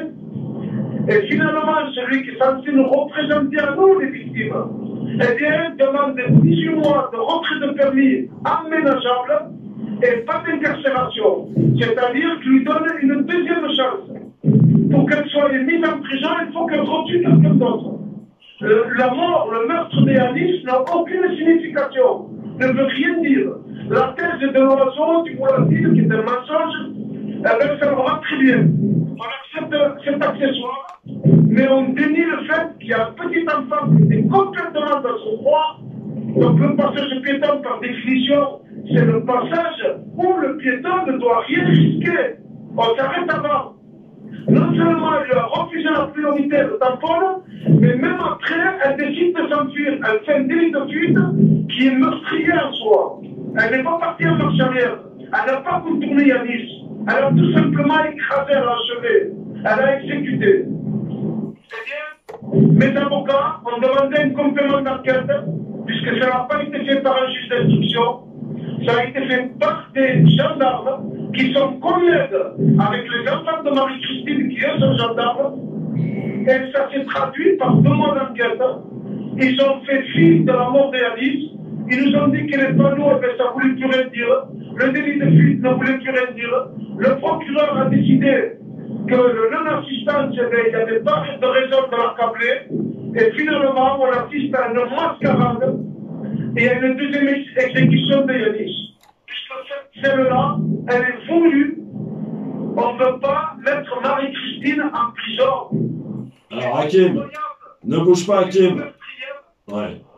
Ne bouge pas, Hakim. On se retrouve dans un instant juste après la pause. Et merci. Je sais que c'est pas facile, en tout cas, d'à chaque fois de réexpliquer cette histoire terrible. On voit qu'il y a, selon les relations que l'on a, que l'on soit femme, mère d'un gendarme, d'un policier, eh bien, ça suscite tout de suite un aménagement, une certaine impunité. Pour le coup, et c'est totalement intolérable parce que le petit Yanis n'est plus là. Il a été, vous l'avez entendu, par le récit de Hakim, il a été exécuté. Je dirais pas d'autres mots. C'est véritablement tragique, scandaleux ce qui s'est passé. D'où ce rassemblement, et on en reparle dans un instant, avec Aminsa, avec Henri Pémo qui est avec nous, avec Sonia Mebrek aussi, Hakim. Tu restes avec nous, et merci d'être là. Et je sais que c'est pas facile, voilà, dans les conditions où tu es, c'est-à-dire voilà, dans une situation qu'on peut largement imaginer. On est tous parents autour de cette table. Et évidemment, se mettre à la place de la maman, bah, on peut pas parce que bah, quand on n'a pas vécu une situation, c'est compliqué. En tout cas, Hakim, bravo pour ce courage que tu as d'aller à chaque fois raconter une énième fois l'histoire concernant ton fils. Rassemblement dimanche. Pourquoi il est important de se mobiliser pour réclamer justice pour Yanis et que Marie-Christine ne s'en sorte pas comme elle s'en sort, c'est-à-dire aussi bien. Elle a tué un petit garçon. Il est mort, ce petit garçon. Yanis, il avait seulement 8 ans. Il se trouvait sur un passage piéton. Et c'est scandaleux ce qui se passe. D'où ce rassemblement. On en reparle dans un instant sur France Maghreb 2 en direct. Merci Hakim. Mets place, ne bouge pas. On se retrouve dans un instant. À tout de suite, juste après la petite pause. À tout de suite. Avec nous en direct dans le grand forum. Avec nous par téléphone aujourd'hui. Hakim Metla, donc le papa du petit Yanis. Qui nous a rappelé évidemment les faits, les circonstances dramatiques de la mort du petit Yanis avec cette dame donc, qui a renversé, on peut presque dire délibérément, Yanis. Et pourtant, la justice et le procureur ne retient pas le délit de fuite, ne retient pas le fait qu'elle était en vitesse excessive par rapport à la vitesse autorisée.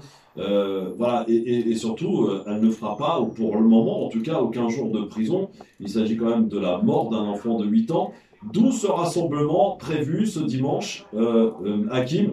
Il fallait qu'on appelle un rassemblement à Paris, capitale, aujourd'hui, pour sensibiliser, pour rendre public cette injustice, Hakim. C'est important. Oui, en fait, ce qui est horrible, c'est que le délit de fuite est remis par le procureur au dernier moment. Donc, à ce moment-là, moi j'ai l'impression qu'il y a le délit de fuite. Donc, il est avec nous, il dit que, par le biais des caméras, elle ne peut pas faire croire qu'elle n'a pas pu. Bon, c'est un peu théâtral, mais bon, il lui explique qu'il y a des caméras qui démontrent qu'elle pouvait s'arrêter. Donc, ça joue pas en sa faveur à elle, le mensonge, parce qu'il y a des caméras. Ok. Mais même en disant ça, ne veut pas qu'elle aille en prison. Il dit, 10 sursis, 5 ans de sursis, assorti tout simplement de sursis, sans mise en détention. Et le 9 novembre, il y aura un délibéré. Puisque les avocats, eux, ont demandé un complément d'enquête, parce que ça n'a pas été fait par un juge d'instruction. Et dans la mesure où ça n'a pas été fait par un juge d'instruction, l'enquête est complètement bâclée. Vous l'avez compris, bâclée, vite bouclée, 2 mois, alors qu'on parle d'un crime c'est l'enquête criminelle, qui a été faite par les gendarmes, comme si c'était un vol de voiture ou un cambriolage. Donc c'est l'horreur dans l'horreur. Et puis cette espèce de coup de théâtre là du procureur qui dit oui, mais non, mais vous inquiétez pas, c'est 10 ans de prison ferme, l'homicide involontaire caractérisé avec des circonstances aggravantes. Mais il ne demande que 5 ans de sursis. Eh bien, et il s'oppose complètement au complément d'enquête. Ce qui est ahurissant et hallucinant, c'est que lui nous représente. On ne peut même pas faire appel. Le seul qui peut faire appel de la décision, c'est le procureur. Et pour le coup, là, le procureur, il est complètement avec Marie-Christine, on se demande pourquoi. Qu'est-ce que Yanis leur a fait? Yanis voulait vivre. Yanis a traversé le passage piéton pour entrer dans la voiture et à la maison. Pas pour être enterré. Pas pour que cet assassin lui roule dessus, l'écrase et soit épargné à tel point que c'est elle la victime. Quand je suis au tribunal, on la victimise, on la dédouane. Les méchants, c'est nous. C'est comme ça que je l'ai ressenti, parce qu'on nous refuse même le droit du complément d'enquête, qui est sur le code pénal. Le code pénal, sur l'article 463 et 464 du code pénal, du complément d'information. C'est un droit qu'on a, nous les victimes, dans la mesure où on l'exige, on doit l'avoir. Eh bien, il s'est opposé. Ça a fait un quoi? Ça a fait un clash entre les avocats et la partie des magistrats. Donc, d'un côté, le magistrat qui est censé être avec nous est contre nous, et de l'autre côté, les avocats qui font acter par le greffe qu'il y a un refus. Et donc, ça va contre le droit. Eh bien, le juge nous demande d'aller au fond, au jugement, et ensuite, on reparle du complément d'enquête, ce qui est complètement l'envers du droit. Je m'en fiche. Au final, le délibéré n'a pas été donné le 28, mais il a été rapporté au 9 novembre. Ce qui fait que s'il y a une pression, et c'est le cas, et je remercie toutes les personnes, et on a vraiment besoin de personnes ce jour-là, donc toutes les pressions qui peuvent être faites par les citoyens normaux, les citoyens qui sont comme nous, qui aiment nos enfants, tous les enfants sont nos enfants. C'est pas possible qu'aujourd'hui on puisse tuer un enfant sur un passage piéton, une heure après rentrer chez soi, comme si c'était un oiseau, comme si c'était un volatile. Voilà ce qu'on veut nous faire adorer. Ouais. Donc c'est important. C'est plus simple de parler des oiseaux. Eh bien, le 9 novembre, 3 jours après le 6, le délibéré va avoir lieu. Et ma crainte, c'est que ça aille dans le sens du procureur. C'est pas possible. C'est tout simplement inacceptable. Absolument. Donc, je demande à toutes les personnes qui entendent, mais et qui peuvent faire venir d'autres personnes, s'il vous plaît, à Paris, place de la République, le 6 à 14h30, il y aura un rassemblement. Un rassemblement qui a été mené par nombre de personnes, qui a été relayé par nombre de personnes et aussi par beaucoup de... y compris, bon, je ne vais pas citer les médias, mais ça a été vraiment, quand on connaît l'histoire, personne ne peut l'accepter, c'est pas possible. Personne ne doit être au-dessus de la loi. S'il vous plaît, venez en masse pour qu'enfin la voix de Yanis puisse être entendue. Depuis le début, on veut étouffer Yanis comme si ça ne suffisait pas de l'avoir tué. Ça ne suffit pas. Aujourd'hui, il nous propose un autre assassinat d'une autre manière. Là, on ne pourra plus rien dire, parce qu'après le 9, on ne pourra plus faire revenir Marie-Christine devant le tribunal. Donc, s'il vous plaît, la pression aujourd'hui citoyenne, la pression dans la rue, la pression médiatique, elle est vraiment, vraiment, vraiment importante. C'est pas possible qu'en France, ce pays, droit de l'homme et droit de l'enfant, il a moins de 15 ans. Donc, ce qui aggrave encore les conséquences de Marie-Christine, et surtout le fait que sa mère et sa sœur, plus jamais ne pourront s'en remettre. Hakim. Aujourd'hui, la vie, elle ressemble à plus rien. Les auditeurs m'appellent, Hakim.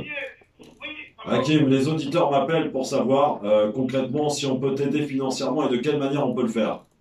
Eh bien, aujourd'hui, c'est encore une autre aberration. Il y a eu une cagnotte que j'ai mise sur Litchi. Je viens de constater qu'ils ne veulent pas me la virer.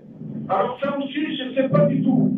Ceux qui veulent m'aider, eh bien, on pourra, je ne sais pas en réalité comment, il faut que je voie. Là, je suis en direction de Paris. Beaucoup de personnes m'ont dit qu'ils pouvaient nous aider directement. Donc, ce qui se passe, c'est que les avocats attendent le 9. Donc, jusqu'au 9, je n'ai pas vraiment de nouvelles des avocats. Oui. Et puis, je veux essayer d'en savoir plus avec cette cagnotte qui, bizarrement, eh bien, on me demande le RIB de tel, de l'autre, de l'autre. Je n'ai pas trop compris. Donc, ceux qui veulent m'aider, je ne sais pas, peut-être par le biais de Christophe, je ne sais pas trop, honnêtement. Alors, je vais pas pouvoir, malheureusement, Hakim, je vais pas pouvoir faire de relais d'intermédiaire, ça va être trop compliqué parce qu'il y a trop de monde. Mais, alors, je sais pas, je vais demander à mes débatteurs ici présents, Amin Saha, qui d'ailleurs a relayé cette affaire très rapidement aussi, l'affaire Yanis, Amin Saha, élu à la Courneuve. Amin, voilà, donc apparemment, il y a un problème au niveau de la cagnotte Litchi, il n'arrive pas à récupérer l'argent qui a été versé dessus, ça lui sert à payer les avocats, évidemment, frais de justice et compagnie. Je sais pas s'il y a une solution comme ça qu'on peut imaginer là tout de suite dans l'instant T, Amine. Moi, ce que je propose, bon, on l'a pris aujourd'hui là cette histoire de cagnotte bloquée.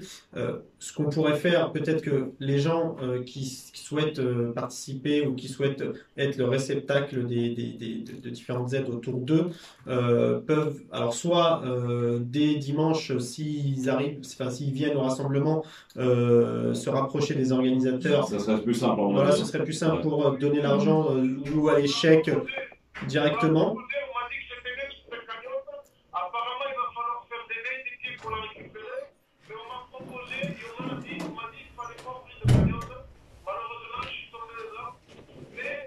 Non mais c'est pas grave, on va se battre pour récupérer cet argent. On va se battre pour récupérer cet argent. Je pense que dans les médias, c'est plutôt la solution la plus simple. C'est que tout le monde d'abord se rende au rassemblement ce dimanche à 14h30 place de la République et qu'ils se rapprochent des organisateurs et s'ils veulent faire un don pour aider Hakim pour les frais de justice, parce que voilà, c'est un coup, le faire sur place directement.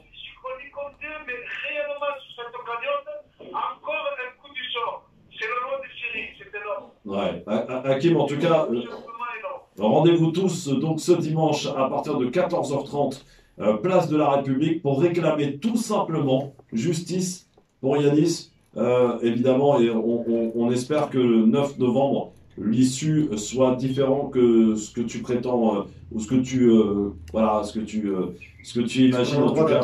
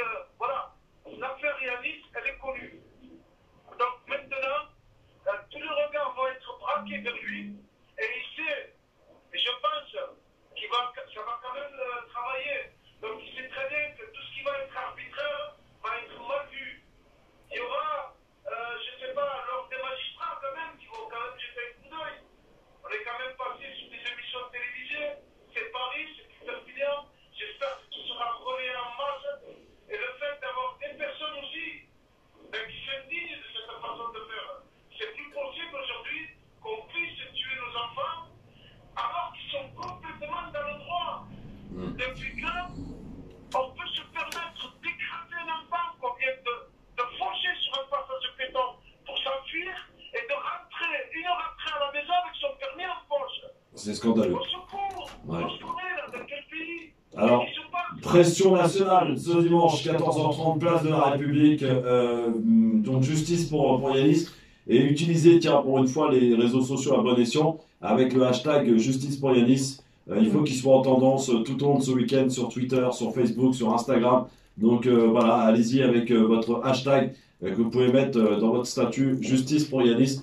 Et on sera là dimanche à 14h30. Hakim, merci beaucoup et bonne route.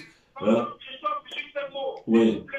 Il y a une cagnotte Litchi, justice pour Yanis. Ne mettez plus d'argent, s'il vous plaît, là-dessus.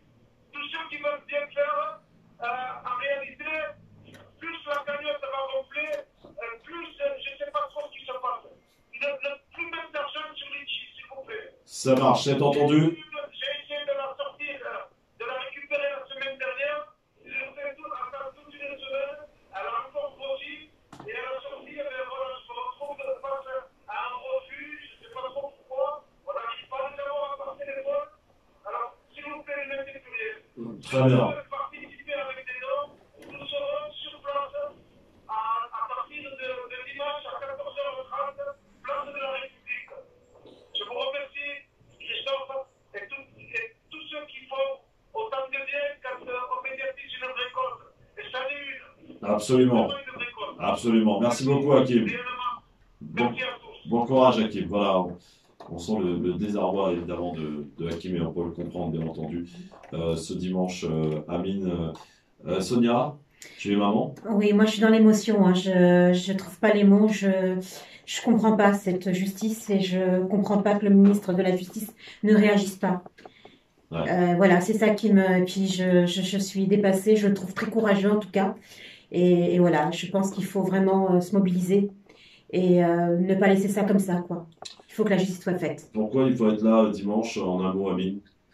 Il faut être là parce que d'abord c'est au-delà de Yanis et de ce tragique accident, c'est toute l'injustice qui doit être combattue finalement. Parce qu'aujourd'hui c'est Yanis, demain ça peut être l'enfant de n'importe lequel d'entre nous, et on voudrait que la justice puisse passer et qu'elle soit à la hauteur face à de tels actes, parce que vous l'avez entendu, Hakim, le papa d'Yanis, est revenu longuement sur les péripéties de cette affaire et principalement du jour J. Elle a été, cette dame, cette chauffard, n'a fait preuve d'aucune vigilance, d'aucune prudence. Elle était en excès de vitesse. Elle ne s'est pas arrêtée. Elle a percuté, puis traîné sur plus de 20 mètres. Donc, elle a appelé ses enfants pour évidemment l'aider dans les enfants, voilà, enfants gendarmes, pour l'aider dans la difficulté qu'elle rencontrait à ce moment-là. On voit bien que le procureur n'est pas forcément dans les meilleures dispositions pour la condamner. Enfin voilà, on le voit bien. Rien ne va dans cette affaire, c'est une aberration au sens judiciaire, et donc il faut se mobiliser parce que aujourd'hui c'est Yanis, dimanche 14h30, place de la République. Tous, alors c'est un message que j'adresse à tous les auditeurs, il faut venir dimanche à Paris. J'espère qu'il fera beau et qu'on pourra réclamer justice tous ensemble pour Yanis et sa famille et pour toutes celles et ceux qui subissent l'injustice dans ce pays. Et Henri n'a pas piscine dimanche, il sera là. Il sera là, évidemment. En tout cas, ouais, je veux juste, sur l'affaire, pas porter de commentaires sur l'affaire judiciaire, juste porter un message d'espoir pour la famille, en espérant que le procès, à la fin, nous permettra d'arriver à une vraie justice. Restez avec nous dans un instant, la belle histoire, et du côté du quiz aussi, et on sera du côté de Marseille pour parler des effondrements des immeubles rue d'Aubagne. Non, c'est pas fini encore, c'est n'importe quoi, tout de suite, ne bougez pas. Donc évidemment, aujourd'hui, pas de battle parce que voilà, on a pris évidemment un peu le temps, et le temps qu'il fallait, en tout cas nécessaire, pour écouter évidemment l'histoire du petit Yanis au travers du récit difficile et douloureux du papa Hakim qui est avec nous par téléphone. Et on rappelle donc ce rassemblement ce dimanche à 14h30, place de la République, et donc l'appel du papa Hakim à ne plus verser d'argent sur la cagnotte Litchi, puisqu'il a des difficultés à la récupérer, mais plutôt pour celles et ceux qui souhaitent donner et apporter de l'aide, bien entendu concernant la famille et justement des frais judiciaires que cela coûte, et ça coûte extrêmement cher, de se rapprocher directement des organisateurs du rassemblement de ce dimanche, place de la République, à 14h30. Soyez là et en nombre, en masse, pour réclamer tout simplement justice pour Yanis. Tout de suite, place à la belle histoire et la chronique, la belle histoire des génériques. On ne peut pas plaire à tout le monde. 2006. Après tout le monde a son mot à dire, avant-hier, et tout le monde en parle la veille, place à un magazine, talk show, si on peut dire, ayant sévi sur France 3 entre le 6 octobre 2000 et le 11 juin 2006. L'émission est produite et présentée par les jeunes et quelque peu irrévérencieux Marc-Olivier Fogiel, fraîchement arrivé de Canal+, où il présenta TV+, puis un an de plus. Initialement programmée en troisième partie de soirée, l'émission recevait des personnalités de tous les milieux, cinéma, musique, sportif, politique, sous la forme d'un talk show au ton résolument polémique. À l'origine, l'émission devait s'appeler « Quelle semaine ?» Le nom définitif de l'émission fait suite à une proposition de Christophe de Chavannes. Co-animée avec Ariane Massenet les 4 premières saisons, les 2 dernières restantes furent animées avec Guy Carrier. L'émission a été la cible de nombreux chansonniers du fait de son ton provocateur, le ton provocateur de Marc-Olivier Vogel, qui ne laissait pas ses interlocuteurs en placer une, ce qui en fera sa marque de fabrique.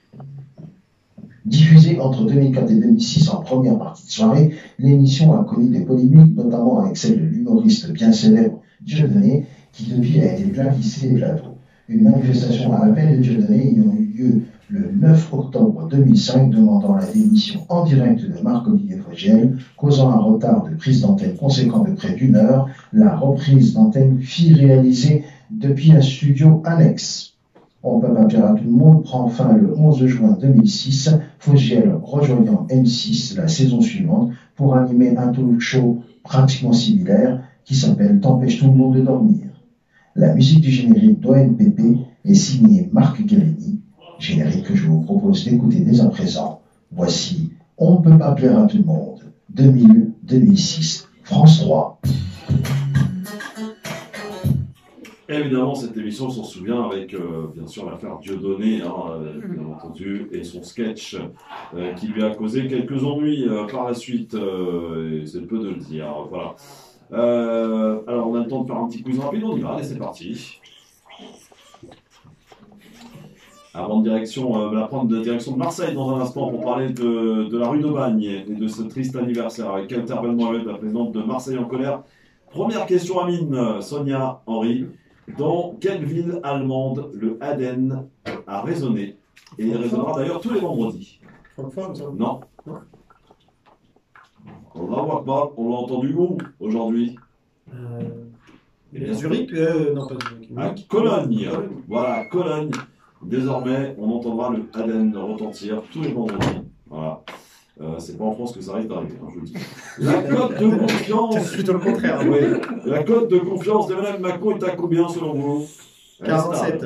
Non, moins. Moins que ça. Oui. 32. 32. Bonne réponse. 32 alors que celle de Mme Borne. Tu suis encore, toi, la courbe de satisfaction d'Emmanuel Macron. Voilà, 27 par son Borne. Quelle chanteuse a annoncé qu'elle allait faire ses débuts au cinéma en 2023 pour interpréter son propre rôle d'ailleurs? Américaine? Chanteuse? Non, française, canadienne. Canadienne? Oui. Connue. Fabien? Non, c'est Dion. Céline Dion, exactement. Elle se lance dans le cinéma. Quelle française a remporté le prix Goncourt? Ah, j'ai oublié le nom. Brigitte Giraud, pour vivre vite. Je crois que c'est la 13e femme à remporter le prix Goncourt. Et enfin, quelle plateforme a lancé son nouvel abonnement à petit prix avec de la pub? C'est Netflix. Dans un instant, direction Marseille avec Kauter Benmohamed pour parler de l'effondrement des immeubles de la rue d'Aubagne. Tout de suite, ne bougez pas. Chef, merci d'être avec nous autour de cette table. Amine Saha, élu à la Courneuve, avec Sonia Mévrec, secrétaire médicale, avec Henri Pémot, élu à l'île Saint-Denis et dans l'opposition bien sûr. On rappelle donc très important ce rassemblement pour réclamer justice pour Yanis. On a eu le papa en exclusivité tout à l'heure, Hakim, qui nous a raconté, relayé cette affaire, ce scandale bien entendu, concernant cette affaire du petit Yanis renversé le 5 février dernier du côté de Perpignan. Autre événement, j'ai envie de dire tragique, puisque c'est le 4e anniversaire de l'effondrement des immeubles rue d'Aubagne à Marseille. Et on est en ligne avec Kauter Benmohamed, la présidente de Marseille en colère. Bonsoir Kauter, comment ça va?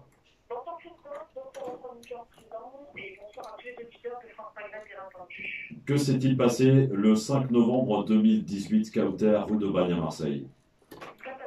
Tragédie, un drame, on peut qualifier de tellement de noms qui sont en deçà de ce qui s'est passé. 8 innocents qui étaient chez eux, sont morts dans l'effondrement de 2 immeubles, dont un appartenait à la ville de Marseille, malgré l'alerte de plusieurs experts, de plusieurs rapports, notamment des experts judiciaires mandatés par le tribunal administratif. Ils ont été victimes de marchands de sommeil, de propriétaires défectueux, et surtout de l'immobilisme et du manque de courage de la ville de Marseille, de la municipalité. Qu'est-ce qui va se passer demain à l'occasion de ce 4e anniversaire, triste anniversaire au Cauca? Ce triste anniversaire, écoute, ça nous a traumatisés au niveau local et je pense qu'aussi beaucoup au niveau national ont été traumatisés. Il est hors de question d'oublier, il est hors de question d'oublier ces familles qui sont disséminées à travers le monde, puisqu'il y avait des familles de toutes les nationalités, Tahar, Simona, des Tunisiens, Algériens, Français de souche, entre guillemets, si j'ose dire, une étudiante italienne, je me répète, des sans-papiers, une Comorienne, enfin voilà, toutes les nationalités qui font la richesse de Marseille ont péri ce jour-là. Les familles sont à travers l'Europe et à travers le monde. Et nous, Marseillais, nous refusons de les oublier, donc nous nous réunissons tous les ans. La première année, on s'est réunis tous les mois, par la douleur était prégnante. Nous nous réunissons à partir de 8h30 pour un déjeuner partagé. Et ensuite, à 9h05, l'heure où les 2 immeubles se sont effondrés, nous observons 8 minutes de silence en hommage à ces victimes. Voilà, en attendant que la justice soit rendue. Et j'ai confiance en elle pour une fois, puisqu'on a 3 juges qui sont exceptionnels et qui font un travail exceptionnel, mais le temps de la justice, malheureusement, est long. Mais l'essentiel dans cette histoire, c'est qu'il soit rendu. C'est évidemment au pied de ces immeubles qu'aura lieu ce rassemblement demain à 9h05, 8h30 pour le petit déjeuner partagé. Vous vous souvenez certainement, mon cher Henri, Sonia et Amine, de ce qui s'était passé en 2018 à Marseille. Henri, tu t'en souviens? Oui, je m'en souviens très bien. Et puis, ce qui est effrayant, c'est que, je me rappelle à l'époque, les responsables politiques n'avait pas pris le sujet à bras-le-corps. Et il faut rappeler quand même à nos auditeurs et nos auditrices que tout ce qui est arrêté de péril, tout ce qui est urbanisation, politique d'urbanisation, relève de la compétence municipale. Donc il y a eu de grosses défaillances là-dessus. Et quand on voit qu'à la fin, ça fait des morts, ça appelle quand même un certain effroi dans les compétences qu'on peut avoir chez nos élus. Et Kauter, oui. Depuis les jurés, depuis ces 20 ans, par la droite et par la gauche, de manière successive, et que la ville, moi je suis une enfant de Marseille, je suis une enfant de Bidonville, et qu'à l'époque où je suis née, c'était monsieur Defer, donc la gauche et la droite. Aujourd'hui, nous avons monsieur de gauche aussi, et que malheureusement, j'ai encore rencontré un immeuble, c'est sur 10 jours que je suis sur un immeuble où il y a 300 habitants qui sont livrés à eux-mêmes, parce que vous le rappelez, c'est la compétence, le périmètre structurel de la compétence exclusive du maire de la ville. Le service de vérité et de salubrité, comme on l'appelle dans le jargon, et de la compétence du préfet. Et je m'occupe de l'immeuble, j'en ai visité encore ce matin. Il y a 271 foyers, familles, avec des enfants. Ils vivent tous dans des studios de 20 mètres carrés pour un salaire, pour un loyer de 450 €. Et en fait, il y a plusieurs arrêtés de péril, de salubrité et de péril qui ont été signés depuis 17 mois. Donc toutes les autorités sont au courant et personne ne fait rien, personne n'évacue ces personnes. Et donc pour les familles. Donc nous on a l'impression qu'en fait il y a eu 8 morts, que tout le monde a communiqué, que certains ont été élus sur le drame de la Slovanie et ces 8 morts, mais qu'aujourd'hui, à part des plans de communication, que ce soit au niveau national avec M. Macron qui nous annonce un plan à Marseille, où le logement est compris avec des millions d'euros dont on voit ni la couleur, ni la temporalité, ni qui va faire quoi avec. Que ce soit au niveau de la municipalité, tout le monde communique pour dire qu'il travaille, mais moi, en tant que personne engagée sur le terrain bénévole, présidente fondatrice de cette association à la suite du drame de la Slovanie, je ne vois malheureusement tous les concernés que j'accompagne, qui sont des victimes de marchands de sommeil et de propriétaires défectueux, voire même de bailleurs sociaux, et y compris la mairie, parce que je m'occupe d'immeubles qui appartiennent aussi à la mairie, il faut le rappeler. Je ne vois aucune évolution, parce que quand on voit que le préfet et un maire signent des arrêtés de péril depuis 17 mois, à la suite d'un drame qui a traumatisé notre pays et notre ville, et que les familles ne sont pas évacuées, il y a de quoi poser des questions. Amine, là pour le coup, c'est scandaleux encore une fois, là, ce que je raconte, qu'il y a encore un immeuble qui pose problème, et pourtant personne ne prend aucune décision. En réalité, c'est parce qu'on n'a pas tout simplement les moyens de notre politique, les moyens de nos décisions. Et Henri le disait à l'instant, c'est que vous avez des villes, par exemple, essayez d'aller déposer un permis de construire n'importe où, vous allez avoir tous les services de la commune qui vont vous tomber dessus, ou des moyens colossaux qui vont être déployés pour vous demander mais qu'est-ce que vous voulez faire exactement, pourquoi vous voulez le faire, ce ne sera pas 10 mètres de haut mais 8 mètres, ce ne sera pas tant de mètres carrés mais tant, etc., etc. Alors on sait déployer autant d'énergie pour empêcher les gens de construire, et on devrait déployer autant d'énergie pour empêcher que des immeubles dans un état aussi pitoyable puissent continuer d'exister. Alors, pour situer un petit peu, pour ceux qui ne connaissent pas, rue de Vannes, Sonia, c'est en plein cœur de Marseille, c'est dans le centre de Marseille. Voilà. Et C'est à 500 mètres de la mairie, absolument. Oui, 500 mètres, Sonia. Et donc ces immeubles se sont effondrés. Il y en a d'autres, effectivement, qui menacent, en tout cas évoqués par Kauter dans un instant, il y a quelques instants. Et pourtant, aucune décision, ça ne bouge pas, Sonia. C'est scandaleux. C'est vraiment scandaleux, mais je pense qu'on attend encore d'avoir un drame. C'est ça qui est dramatique dans cette politique. Et je crois que autant la gauche que la droite, là, on ne peut plus prendre de position pour n'importe quel parti. C'est vraiment une question de conscience et d'éviter le danger, quoi. Mais voilà, quoi faire.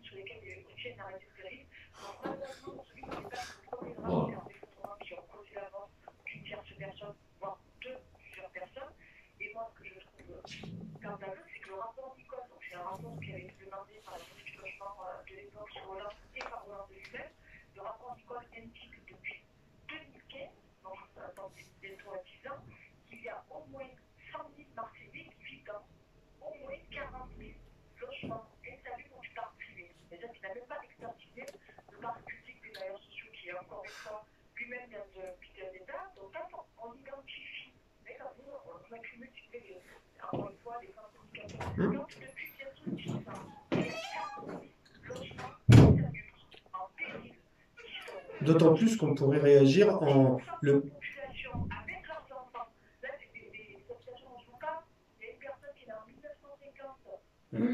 Ouais.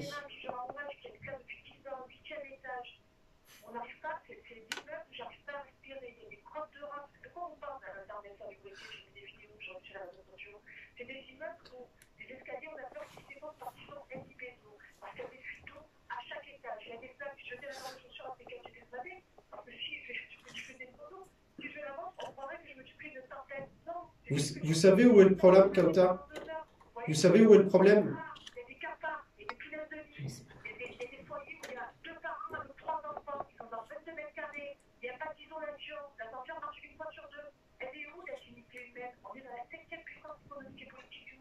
Mais vous savez où est le problème, Kauter, en réalité? C'est parce que, vous savez, les préfets disposent d'un contingent de logements sociaux sur l'ensemble du parc social qu'ils pourraient mettre à profit pour reloger ces familles de manière urgente, sauf qu'ils ne le font pas parce qu'ils renvoient la balle vers la municipalité qui elle-même aussi dispose d'un contingent qu'elle pourrait mettre à disposition. Et donc, il y a cette espèce de jeu entre ces deux entités-là qui ne prennent pas leurs responsabilités jusqu'à ce que ce drame arrive. Donc, il faudrait que quand ces arrêtés de péril sont pris, que le préfet immédiatement gèle des logements sociaux dont il a la charge auprès des bailleurs sociaux et puisse reloger ces familles dans la minute qui suit.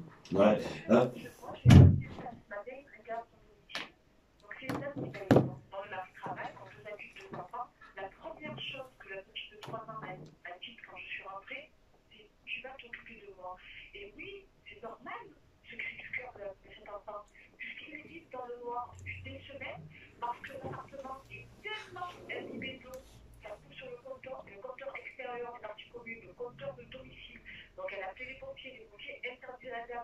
D'allumer tout simplement la lumière et de rallumer le compteur parce qu'il risque d'électrocution parce qu'il y a des bassines d'eau pour récolter partout les enfants peuvent se glisser, ils vivent à la bougie et elle est à jour de son loyer et c'est extrêmement et vous avez raison pour ce rapport de base. Mais moi en tant qu'être humain et en tant que personne qui accompagne ses foyers, ça ne m'intéresse pas. Je veux dire l'exclusivité ici, vous avez l'exclusivité parce que je fais une conférence de presse la semaine prochaine parce qu'aujourd'hui c'est le temps de l'hommage à ces victimes. Mais je vais rassembler le maximum de locataires de cet ensemble d'immeubles qui s'appelle le justice et nous allons entamer une procédure pour mise en danger des libertés de la vie d'autrui contre le préfet et contre les avocats sont pris, un collectif d'avocats qui a été constitué à la suite de très compétent et très courageux parce qu'il est absolument inconcevable et inacceptable que le préfet et le président de Marseille et le maire de Marseille et son adjoint sont tous au courant de cette situation et qui permettent que ces personnes vivent dans un danger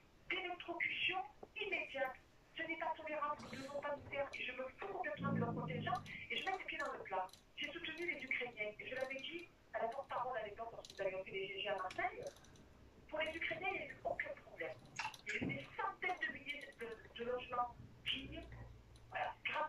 qui a été la discussion des personnes est défendue. Je pense qu'on ne prépare la même chose, l'énergie et la même objectif, parce que je sais qu'il s'agit de la volonté politique sur toutes les personnes dont je parle. Dans les élections très bien élus, comme vous l'avez dit, ne sont pas des électeurs potentiels. C'est pour cette raison qu'ils ne ramènent pas une voix, qu'ils sont méprisés par les propriétaires et qu'ils sont méprisés par toutes nos institutions, par la République et par le président lui-même prend des engagements. Il y a un an dans son parc du Faro, tout le monde est pas aujourd'hui. Kauter Ben Mohamed, je rappelle, parce que malheureusement c'est terminé, demain donc 8h30 pour un déjeuner partagé et 9h05 pour l'hommage bien sûr à ces 8 victimes devant les immeubles qui se sont effondrés il y a 4 ans, c'est le 4e anniversaire demain, rue d'Aubagne à Marseille. De tout cœur évidemment avec eux et avec l'ensemble des gens qui se mobilisent et toi tu ne lâches rien Kauter, c'est pour ça que, voilà, que je t'apprécie énormément et tu es quelqu'un de très engagé sur ta ville avec une grande bouche pour ne pas dire et justement c'est le fait de participer à une émission que l'on salue les grandes gueules dont tu es une chroniqueuse mais tu es aussi une chroniqueuse j'allais dire chez toi ici sur France Maghreb 2 dans le Grand Forum.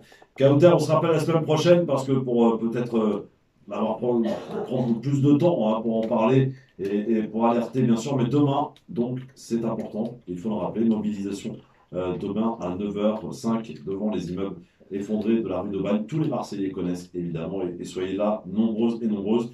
Et on vous rappelle aussi ce rassemblement ce dimanche 14h30 place de la République à Paris pour réclamer justice pour le petit Yanis. 8 ans, qui est mort, qui a été écrasé par Marie-Christine, qui s'en sort avec aucun jour de prison pour Marie-Christine. Elle est peut-être, elle est maman de 2 gendarmes, ça aide, malheureusement.